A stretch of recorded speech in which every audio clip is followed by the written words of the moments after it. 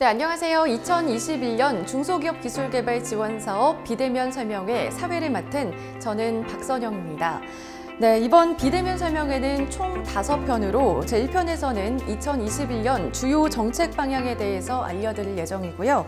2편은 기술개발 지원 사업들에 대해서 안내를 해드릴 예정입니다. 제3편부터 5편까지는 각각 사업계획서 작성 및 신청 방법, 그리고 중소기업 기술보호 지원 사업 안내, 그리고 자주 묻는 질문 순으로 예정되어 있습니다.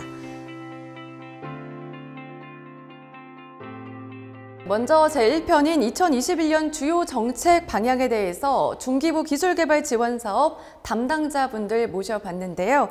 두 분 소개 부탁드릴게요. 안녕하세요. 중소벤처기업부 이우종 주무관입니다. 안녕하세요. 중소벤처기업부 김연호 주무관입니다. 네, 그럼 먼저 2021년도 중소벤처기업부의 기술개발 지원 사업의 주요 특징은 무엇일까요? 한마디로 표현하면 스마트 대한민국의 실현과 디지털 경제로의 대전환을 지원합니다.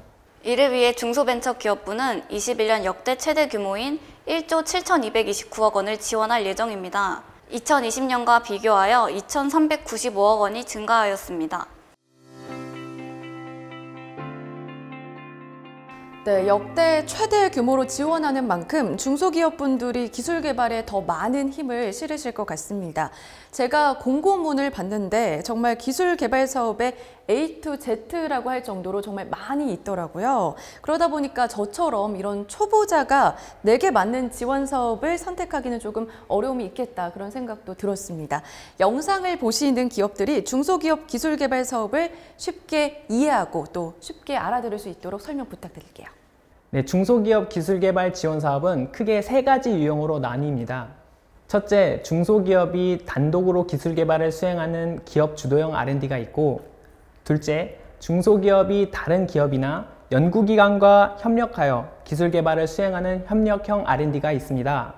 마지막으로 바이오 헬스, 시스템 반도체, 미래 자동차와 같은 미래의 신산업 분야에 대한 기술개발, 연구인력 등을 지원하는 정책 목적형 R&D가 있습니다. 네, 그렇다면 얼마나 지원되는지 궁금한데 이 부분도 설명해 주실 수 있나요? 기업 주도형 R&D에 6,303억 원, 협력형 기술개발에 2,759억 원, 그리고 정책 목적형 기술개발에 8,167억 원을 지원할 예정입니다. 이에 대한 내용은 2편에서 설명해 드리겠습니다. 네, 이제는 중소기업분들이 정말 많이 궁금해하실 것 같습니다. 2021년 주요 정책 방향에 대해서 설명 부탁드리겠습니다. 네, 21년 주요 정책 방향은 크게 4가지로 말씀드리겠습니다. 네, 첫째, 중소기업이 성장할 수 있는 미래 유망 분야를 집중 지원하겠습니다. 네, 둘째, 중소기업이 창의적인 아이디어를 갖고 과감하게 도전하여 꿈을 실현할 수 있는 혁신 생태계를 만들겠습니다. 세 번째로는 기술개발을 지원하는 데 그치지 않고 기술개발 제품이 매출로 이어지도록 하는 것입니다. 마지막으로 훌륭한 과제를 선정하기 위해 중기부 기술개발 평가체계를 개선하는 것입니다. 네, 그냥 기술개발 자금만 지원을 하는 게 아니라 어떻게 하면 우리 중소기업들이 도움이 될지 많이 고민하고 계신 게 보입니다. 자, 그럼 이제 앞서 말씀해 주신 정책 방향에 대해서 더 자세히 하나씩 짚어볼까요? 첫 번째, 미래 유망 분야 중점 지원이 무엇인지 쉽게 설명 부탁드릴게요. 먼저 한국판 뉴딜 분야에 511억 원을 중점 지원합니다. 한국판 뉴딜은 여러 매체를 통해서 접하셨을 텐데요. 지구온난화로 인한 기후변화에 대응하는 그린 뉴딜 분야와 코로나19 확산에 대응하기 위해 비대면 분야를 지원하는 디지털 뉴딜로 나누어 지원할 예정입니다.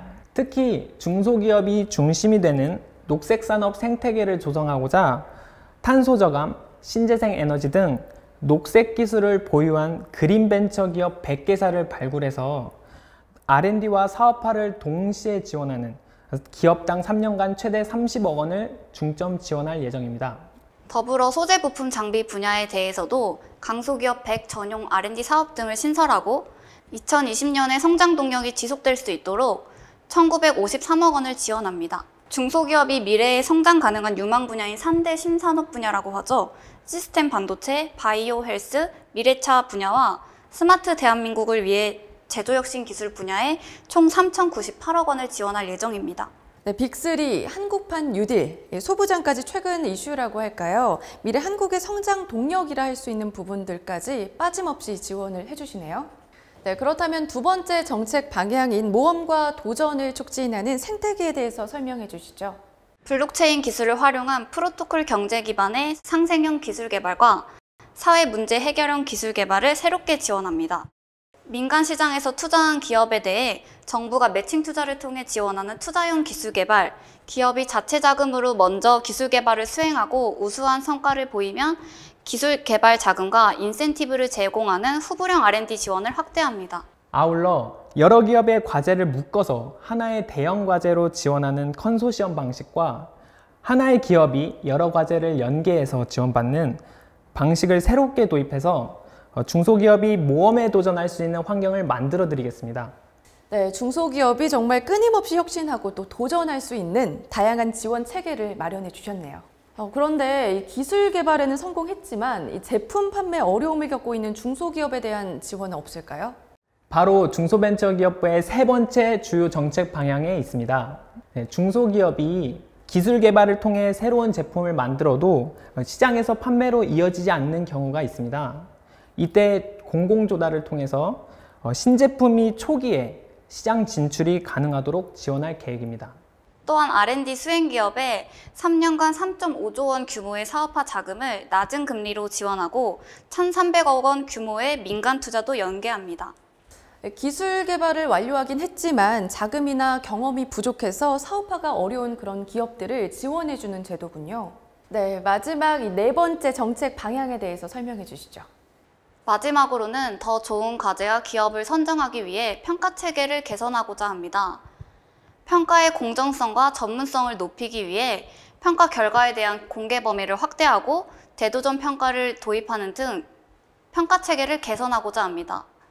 네, 이렇게 두 분이 설명을 잘해 주시니까 정말 낯설기만 했던 중소기업 R&D 정책이 귀에 쏙쏙 들어오는 것 같습니다. 올 한해 가장 큰 이슈는 코로나19라고 할 수 있을 텐데요. 이로 인해서 우리 중소기업 분들도 많은 어려움이 있을 것 같아요. 이런 중소기업들을 위한 지원 방안도 마련이 되어 있나요?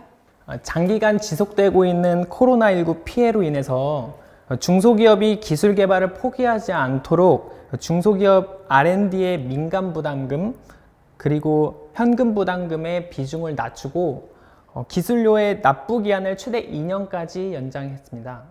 네, 이제 중소기업은 기술 개발을 통한 성장에만 전념하시면 될 것 같습니다. 동영상을 보시는 우리 중소기업에게도 많은 도움이 되셨길 바라겠고요. 2021년 중소기업 기술개발 지원 사업 비대면 설명회 1편 정책 방향은 여기에서 마무리 짓도록 하겠습니다. 동영상과 관련된 자료들은 이 중소기업 기술개발 종합관리 시스템 SM테크 게시판과 그리고 중소벤처기업부 홈페이지 등에서 다운받아 보실 수 있습니다. 네, 지금까지 함께해 주신 중소벤처기업부 이우종 주무관님과 김현호 주무관님께 다시 한번 감사드립니다.